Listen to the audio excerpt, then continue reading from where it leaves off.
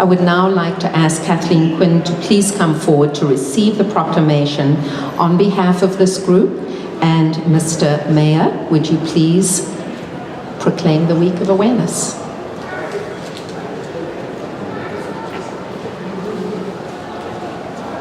Before I give the proclamation to Katie, just want to thank my council colleagues for being here today. And when Kathleen mentioned about the number of murders that have taken place over the last number of years, that's a horrific number, but we need to put it in perspective that how many people are living in the confines and controls of illicit actions because of their environment.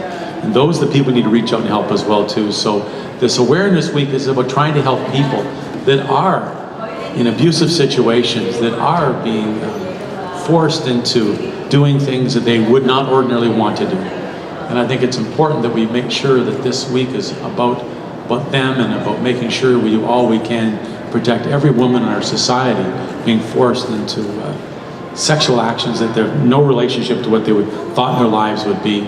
We also have an understanding that not everybody is part of their lives, how they've grown up, circumstances. We need to have sympathy and understand that people don't just come to that act.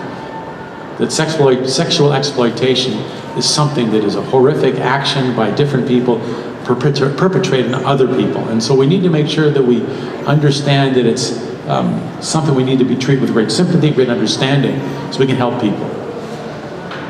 These are not criminals. These are people who have been forced into doing things that sexual exploitation that is really sad, and it's a sad comment in our society that we have not been able to do more to help them. And I know Kathleen has been one of the great and wonderful supporters of City Council, which my council colleagues are doing more, and we're trying.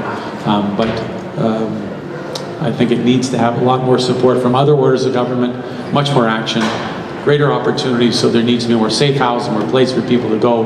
They want to have safety when they have opportunity. And so right now there isn't enough of that opportunity either. So there's a lot to be done, in this Awareness Week will hopefully bring an acknowledgement to the problems that people have, that sometimes we try to push aside. But the reality is we must help these people to make sure they have lives that are just as what they hoped to be when they were 7, 8 years of age, what they dreamed to be, not what maybe they've become today.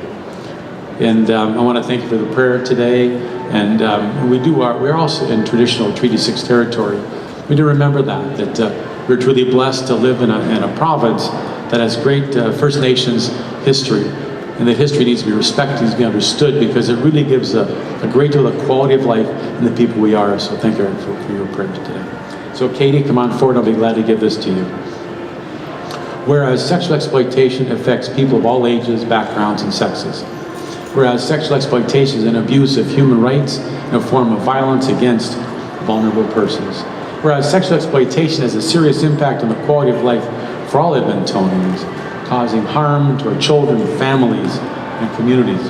Whereas communities, agencies, police, and government partners are dedicated to collaborate in an effort to prevent sexual exploitation of both men and women, let's be very clear about that, provide opportunities for victims to heal the harm caused by sexual exploitation. Therefore, the citizens of Edmonton, which I represent today, my City Council colleagues as well, do hereby proclaim April 22nd to 26, 2013, Sexual Exploitation Awareness Week in Edmonton, Alberta's capital city. And hopefully this isn't the one week you remember, that there's the other 51 weeks, so we're just as sensitive, just as much an understanding of the problems that people face. So Katie,